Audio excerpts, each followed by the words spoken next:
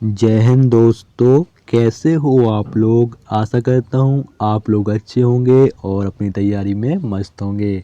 जैसा कि दोस्तों आप स्क्रीन पर देख रहे हो, यह पेपर एसएससी जीडी का प्रीवियस ईयर का पेपर है। यानी जो आपकी पिछली भर्तियाँ एसएससी जीडी की निकली हुई थी उसका यह पूरा आंसर की है।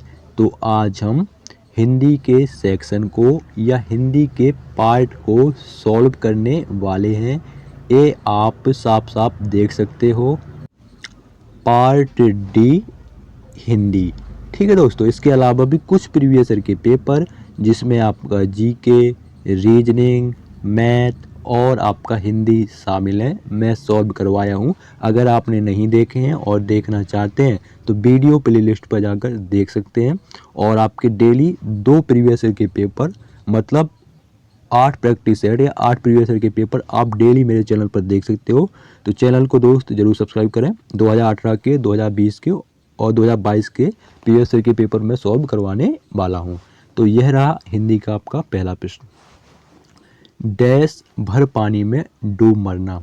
मुहावरे में रिक्त स्थान की पूर्ति उपयुक्त शब्द द्वारा कीजिए। तो दोस्तों आपकी ऑप्शन है तालाब भर पानी में डूब मरना, सूखे भर पानी में डूब मरना, चुल्लू भर पानी में डूब मरना, बाल्टी भर पानी में डूब मरना। तो दोस्तों ये वाक्य तो हम छोटे से ही सुनते आ रहे हैं कि चुल्लू भर पानी में डूब मरना। तो ऑप्शन 3 आपका बिल्कुल सही होगा। ये तो बच्चे बच्चे को ही पता है कि चुल्लू भर पानी में डूब मरना। और ये जो वाक्य है ये आप लोग आसपास की आम बोलचाल की भाषा में भी यूज करते हैं।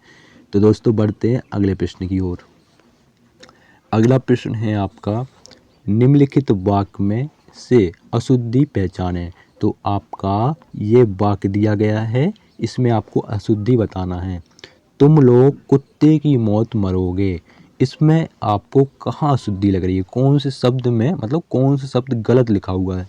तो भैया तुम बिल्कुल सही लिखा है, मौत सही लिखा है, मरोगे बिल्कुल सही लिखा है। लेकिन आप अगर कुत्ते देखो, कुत्ते लिखा है, कुत्ते नहीं लिखा, क्या लिखा है, कुत्ते। तो आपका यही आपका मिस्टेक है, यही अशुद्धि है। ऑप्शन 2 बिल्कुल सही होगा। कुत्ते आपका ऐसे लिखा जाता है, ऐसे होता है ना, कुत्ते। ठीक है, इसमें लिखा है कुत्ते, इसलिए आपका ऑप्शन 2 अशुद्धि है। बढ़ते हैं अगले प्रश्न की ओर।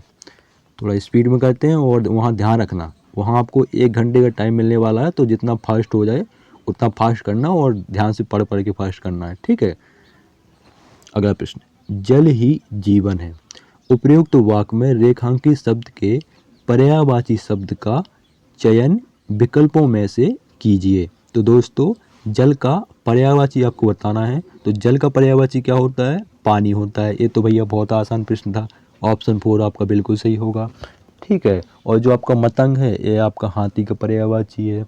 और ये हर जो आपका शंकर जी का पर्यायवाची है। और जो आपका ऑप्शन 1 है यह किसका पर्यायवाची है, कमेंट बॉक्स में ज़रूर बताएं। अगर आपकी तैयारी अच्छी चल रही है तो ज़रूर बन जाएगा, नहीं बन रहा है तो भैया अच्छे से प्रैक्टिस करो।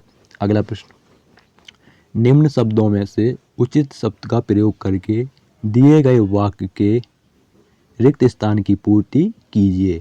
मतलब आपका ये वाक्य दिया गया है और 4 ऑप्शन दिए गए हैं। 4 ऑप्शन में कौन सा ऑप्शन सबसे अच्छा बैठेगा वो आपको बताना है। तो देखेंगे, आपको क्या पता कि उसने मेरे साथ क्या डैश की है। तो हम फिर से पढ़ेंगे, आपको क्या पता कि उसने मेरे साथ क्या खूबी की है, क्या कठिनाई की है, क्या भलाई की है, के क्या विशेषता की है। तो कौन सा सबसे बेस्ट बैठ रहा है, तो आपका ऑप्शन 3 अगर आप देखो, आपको क्या पता कि उसने मेरे साथ क्या भलाई की। तो ऑप्शन 3 आपका बिल्कुल सही होगा। तो बढ़ते हैं अगले प्रश्न की ओर। ठीक है, तो आपका ये माइंडनेस चेक किया जाता है कि आपकी सोचने की क्षमता क्या है और आप कौन सा ऑप्शन सही करते हो। ऐसे ही आपके गद्यांश में चेक होते हैं। अगला प्रश्न, निम्नलिखित वाक्य के किस खंड में अशुद्धि है। तो हम वाक्य को देखेंगे, आप अपनी कार को भी ले आना। तो कहाँ अशुद्धि है, तो आप देखोगे को भी, कहाँ अशुद्धि है, को भी। आपका यहाँ जो है ये अशुद्धि देखने को मिल रही है। तो ऑप्शन 1 ही आपका सही हो जाएगा, बाकी आपके सब सही है। अशुद्ध आपका ऑप्शन 1 वाला। अगला देखिए, अगला प्रश्न है, गुरु हथौड़े से वह प्रहार कर रहा था। उक्त वाक्य में प्रयुक्त गुरु के स्थान पर उसके विलोम शब्द का प्रयोग निम्न में से किस वाक्य में किया गया है। तो आप देख रहे होंगे कि आपका इतना सारा उसने लिख के दे दिया और पूछा केवल क्या है, गुरु का विलोम शब्द, गुरु हथौड़े का। तो पूछा उसने क्या है, गुरु का सिर्फ विलोम शब्द पूछा है उसने, ठीक है, और इतना सारा वाक्य लिख दिया है। तो इसमें आपको पढ़ने में भी टाइम वेस्ट होता है, तो ध्यान से इसको करना है। प्रैक्टिस सेट में यही सब आपको पता चल जाता है, ठीक है। तो गुरु हथौड़े, तो गुरु माने क्या होता है, भारी होता है, बड़ा होता है। तो आप देखे होंगे यहाँ भारी हथौड़े, तो ये गुरु का पर्यायवाची ही हो गया। बड़े हथौड़े, ये भी बड़ा क्या होता है, गुरु ही होता है बड़ा, तो उसका पर्यायवाची हो गया। वजनदार, ये भी आपका गुरु का ही पर्यायवाची है। लेकिन आप देखो लघु, लघु क्या है, विलोम शब्द है। क्यों, गुरु माने होता है बड़ा और लघु माने होता है छोटा। क्या होता है, छोटा, इसलिए गुरु का जो विलोम शब्द होगा वो होगा लघु। गुरु माने बड़ा, लघु माने छोटा। तो ऑप्शन 4 बिल्कुल सही होगा, ठीक है। और पढ़ना है तो एक एक करके बाकी भी पढ़े थे, बाकी क्यों पढ़ेंगे यार जब आपको साफ साफ नजर आ रहा है तो, ठीक है। टाइम वेस्ट करना तो भले ही पढ़ते रहो। अगला देखो, निम्नलिखित विकल्पों में से कौन सा एक निजवाचक सर्वनाम का वाक्य नहीं है, वाक्य नहीं है उसने बोला है। तो आपको अगर कुछ नहीं भी आता हो ना, तो आप इसमें ऑप्शन पढ़ के ही इसको सही कर सकते हैं, क्योंकि एक जो होगा ऑप्शन वो सबसे विषम होगा, सबसे अलग होगा। तो आप देखो ऑप्शन 1 ही देखो, आप कुछ पूछना चाहते हैं, ठीक है, ये हमने छोड़ दिया, ये सही है क्योंकि हम छोड़ दिया। दूसरा देखो, ये फाइलें मैं अपने आप देखूंगा, क्या बोला है, अपने आप देखूंगा। दूसरा, तीसरा देखो, वे अपने आप ही, अपने आप ही, ये भी निजवाचक हो गया। मैं अपने, ये भी अपने, तो निज हो गया ना, निज माने अपने ही होता है। ये सब वे अपने, ये भी आपका निजवाचक हो गया।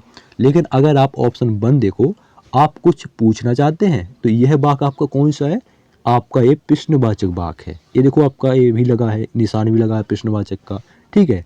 तो उसने क्या पूछा है कि निजवाचक सर्वनाम का वाक्य नहीं है। तो कौन सा नहीं है, आपका ऑप्शन 1 नहीं है, क्योंकि ये कौन सा है, यह आपका प्रश्नवाचक है, निजवाचक नहीं है। ये देखो प्रश्न चिन्ह का लगा है, ऑप्शन 1 बिल्कुल सही होगा। अगला देखिए,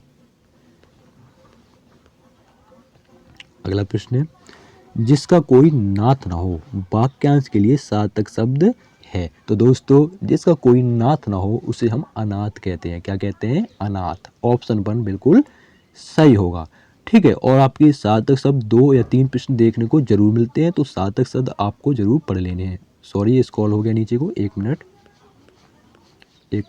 हाँ यहाँ से था। वह व्यक्ति जो काव्य अथवा कविता की रचना करता हो वाक्यांश के लिए सार्थक शब्द है। तो दोस्तों उसे हम क्या कहते हैं, आपने हिंदी में ही अच्छे से पढ़ा होगा। हिंदी में जो आप 9th में 10th में पढ़ते आ रहे हो, क्या पढ़ा है, जो व्यक्ति जो काव्य और अथवा कविता की रचना करता है उसे हम कवि कहते हैं। क्या कहते हैं, कवि कहते हैं। सभी को पता है, ऑप्शन 1 बिल्कुल सही होगा। अगला देखिए, निम्न में से कौन सा शब्द अर्जुन शब्द का पर्यायवाची शब्द है। तो अर्जुन का पर्यायवाची शब्द कौन सा है, सब्यसाची है। बाकी ये जो विनायक है ये किसका पर्यायवाची है, ये आपका गणेश जी का पर्यायवाची है, लंबोदर, गणेश। अमरपति किसका पर्यायवाची है, तो दोस्तों अमरपति देवराज, अमरनाथ, इन देवराज या अमरनाथ का पर्यायवाची है, ठीक है। रुको एक मिनट, लाइट आ गई, ठीक है। तो अमरपति किसका पर्यायवाची है, देवराज का पर्यायवाची, क्लियर। और जगन्नाथ जो है ये आपका ईश्वर का पर्यायवाची होता है, ईश्वर भगवान का, क्लियर हो गया। तो अर्जुन का पर्यायवाची कौन होगा, सब्यसाची। अगला देखिए, अगला प्रश्न है, मुहावरे और उनके अर्थ का निम्नलिखित में से कौन सा युग्म अशुद्ध है। तो आप देखोगे कौन सा युग्म अशुद्ध है, सर खपाना, दिमाग लगाना, बिल्कुल सही है। हाथ पैर मारना यानी प्रश्न करना, ठीक है। हाथ का मैल यानी तुच्छ वस्तु, ये भी आपका सही है। जब तीनों सही हैं और आप देखो ऑप्शन 4, तो ये आपका लकीर का फकीर, तो उसमें लिख दिया प्रगतिशील होना, तो ये आपका गलत हो जाएगा, यही अशुद्ध है। तबकि लकीर और फकीर का क्या मतलब होता है, पुरानी बातों पर चलना। क्या होता है मतलब, लकीर का फकीर जो मुहावरा, इसका अर्थ होता है पुरानी बातों पर चलना। उसने कहा कि बिल्ली रास्ता काट गई, बिल्ली रास्ता काटने से दुर्घटना हो जाती है, तो ये कैसी है, पुरानी बातें हैं। उन लोग कहते हैं कि भाई शनिवार के दिन बाल मत कटाओ, ठीक है, मंगलवार के दिन बाल मत कटाओ, तो ये क्या है, पुरानी बातें। लकीर का फकीर है भैया, देवबंद तो लकीर का फकीर है। ऑप्शन 4 बिल्कुल सही होगा, ठीक है।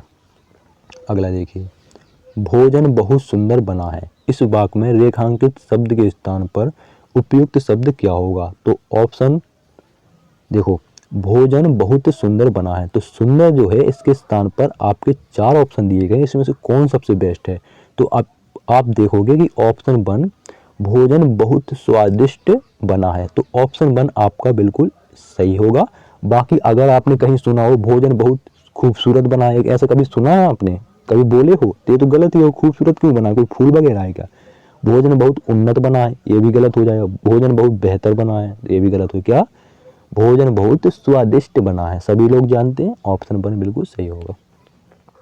अगला प्रश्न देखिए, अगला प्रश्न है निम्नलिखित में से कौन सा एक कारक चिन्ह नहीं है? तो आपका द्वारा ये भी कारक चिन्ह है, पर ये भी, के लिए ये भी। आप खुद देखो कि आपके 4 ऑप्शन दिए गए, एक उसमें सबसे अलग है और आपके 3 एक जैसे हैं, तो आपका जाना जो है वो आपका कारक चिन्ह है। ठीक है, आपको खुद आपको समझ में आ रहा होगा। अगला देखिए, अगला प्रश्न, निम्नलिखित वाक्यांश के लिए एक सार्थक शब्द क्या होगा? तो ये तीसरा या चौथा आपका सार्थक शब्द वाला प्रश्न है, लेकिन 2-3 तो आपके बिल्कुल आपके पूछे ही जाते हैं सार्थक शब्द, तो उसको अच्छे से पढ़ लेना है। और जितने भी प्रीवियस ईयर के पेपर करा रहा हूँ तो उसी में से आएंगे, क्योंकि 2018 के भी हैं, 2022 के भी हैं, 2020 के भी हैं, तो उसी में से आ जाएगा। और नहीं हो तो थोड़ा अलग से भी पढ़ना जरूरी है। ठीक है, तो भैया है, गज के समान गति से चलने वाली क्या कहते हैं? गजगामिनी। क्या कहते हैं? गज। गज के समान गति से चलने वाली, गज माने होता है हाथी, हाथी की समान गति से चलने वाली को क्या कहते हैं? गजगामिनी कहते हैं। तो एक तो आप यहाँ से लगा सकते हो अगर आपको नहीं पता, गज इसमें लगा है, गज इसमें लिखा है, समान गति चलने वाली, चल रही है, तो गामिनी माने क्या होता है? जाना ही होता है। गामिनी जैसे पथगामिनी, ये पथ रास्ते में चलने वाली पथगामिनी। लोहेगामिनी जैसे हम रेलगाड़ी बोलते हैं, लोहे की पटरी में चलती है, लोहे पथगामिनी बोलते हैं ना, लोहे की पटरी पर चलने वाली, या लोहे के पथ या लोहे के रास्ते पर चलने वाली। तो गजगामिनी, गज माने हाथी होता है, गज ये लिखा है, गज ये लिखा है, ऑप्शन 2 बिल्कुल सही होगा। ठीक है, मृगनयनी, मृग के समान नयन, तो ये तो चलना बलना ये थोड़ी इसमें आएगा। हंसवाहिनी, हंसवाहिनी सभी ने देखी होगी, तो गज की बात हो रही, हंस की बात नहीं हो रही, ये भी गलत। तो आपको खुद यार आसान प्रश्न है, इसको एक्सप्लेन करें भी तो क्या। देखो, सुअस अमेरिका गया होगा, ठीक। उपयुक्त वाक्य को पूर्ण भूतकाल का प्रयोग करके प्रयोग करते हुए पुनः लिखिए। तो भैया उसने क्या कहा है? पूर्ण भूतकाल का प्रयोग। क्या कहा है? पूर्ण भूतकाल। तो आप देखोगे, आप खुद देख लो, सुअस अमेरिका जाएगा, तो ये कैसा है? ये आपका भविष्य है, भविष्य काल का है कि जाएगा। तीसरा देखो, सुअस अमेरिका गया है, मतलब वर्तमान है, गया है। सुअस अमेरिका जा रहा था, ये भी आपका वर्तमान ही है, प्रेजेंट कंटिन्यूअस टेंस, जा रहा था। तो ऑप्शन 2 आपका बिल्कुल सही होगा, सुअस अमेरिका गया था, यानी भूतकाल जो आपका गुजर चुका है, ठीक ना, पास्ट, भूतकाल। ऑप्शन 2 बिल्कुल सही होगा। पास्ट वही तो होता, पास्ट माने गुजर चुका, जो भूतकाल कहलाता है हिंदी में। अगला देखो, देखो दोस्तों, 5 अंक आपका गद्यांश हर प्रीवियस ईयर के पेपर में पूछा जाता है, और इसको आप चाहो तो ऑप्शन से सॉल्व कर सकते हो। आपका ये मेंटली चेक किया जाता है कि आप सोच रहे हैं कि आपकी क्षमता क्या है, ठीक है, आप क्या सोच के इसमें राइट आंसर देते हो। देखो पढ़ेंगे, गुरु नानक ने प्रेम का संदेश दिया है। उनका कथन था कि ईश्वर के नाम के सम्मुख जाति और कुल बंधन डैश हैं। क्या है? कुल बंधन निरर्थक है। क्या है? निरर्थक है। ऑप्शन 1 आपका बिल्कुल सही होगा। ठीक है, अगला देखिए, अगला प्रश्न है आपका, यहाँ से पढ़िए, क्योंकि मनुष्य जीवन का जो चरम व्याप्तव्य है वह स्वयं प्रेम रूप है। प्रेम ही उसका स्वभाव है, डैश ही उसका साधन है। तो दोस्तों, प्रेम ही उसका स्वभाव है और प्रेम ही उसका साधन है। तो ऑप्शन 2 आपका बिल्कुल सही होगा। ठीक है, क्योंकि आप खुद देखो, यहाँ प्रेम की बात हो रही है, तो गुस्सा ही उसका साधन है, या घृणा ही उसकी साधन है, शत्रुता ही उसका साधन। तो ये तो आपके एक जैसे, ये तो आपका गलत हो जाएगा ना यार। प्रेम ही उसका साधन है। आप खुद सोचो, आपका मेंटली चेक किया जाता है, खुद सोच के बताओ कि क्या आप सोच के आप राइट आंसर या ऑप्शन दे रहे हो।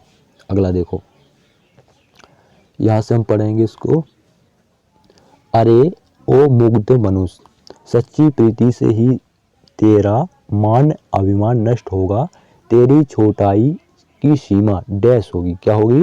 समाप्त होगी। क्योंकि आप देखो वो क्या कह रहा है, अरे ओ मुग्ध मनुष्य, ठीक है, सच्ची प्रीति से ही तेरा मान अभिमान नष्ट होगा और तेरी छोटाई से ही तेरी छोटाई की सीमा समाप्त होगी। ठीक है, छोटाई मतलब छोटा इंसान, अच्छा काम करोगे तो बड़ा बन जाओगे, समाप्त होगी, ऑप्शन 3 बिल्कुल सही होगा। ठीक है, अगला देखिए, अगला है परम मंगलम सो तुझे प्राप्त होगा, उसी सच्चे प्रेम की साधना ही तेरे जीवन का परम लक्ष्य है। वह डैश को तू धर्म समझ रहा है, वह अनडम्बरों, क्या, वह आडंबरों को तू धर्म समझ रहा है, तो ऑप्शन 2 बिल्कुल सही होगा। ठीक है, एक्सप्लेन करने में भी इसमें यार गद्यांश में बहुत यार, देखो यहाँ से, धर्म तो स्वयं रूप होकर भगवान के रूप में तेरे भीतर डैश है, क्या है, विराजमान है, क्या है, विराजमान, बाहर है साधना है गायब, क्या है, विराजमान। सभी को ये प्रश्न तो मुझे लगता है सभी को बन जाएगा, विराजमान है, ऑप्शन 2 बिल्कुल सही होगा। क्या लगाया कैंडिडेट ने, ऑप्शन 2 ही लगाया। तो दोस्तों ये थे आपके हिंदी के प्रीवियस ईयर के पेपर, हिंदी के प्रीवियस ईयर के पेपर के प्रश्न। तो वीडियो कैसा लगा कमेंट बॉक्स में जरूर बताएं। ठीक है, और कुछ मिस्टेक नज़र आई हो या कुछ डाउट वगैरह हो तो जरूर पूछ लीजिएगा। मिलते हैं किसी नेक्स्ट वीडियो में, तब तक के लिए जय हिंद जय भारत।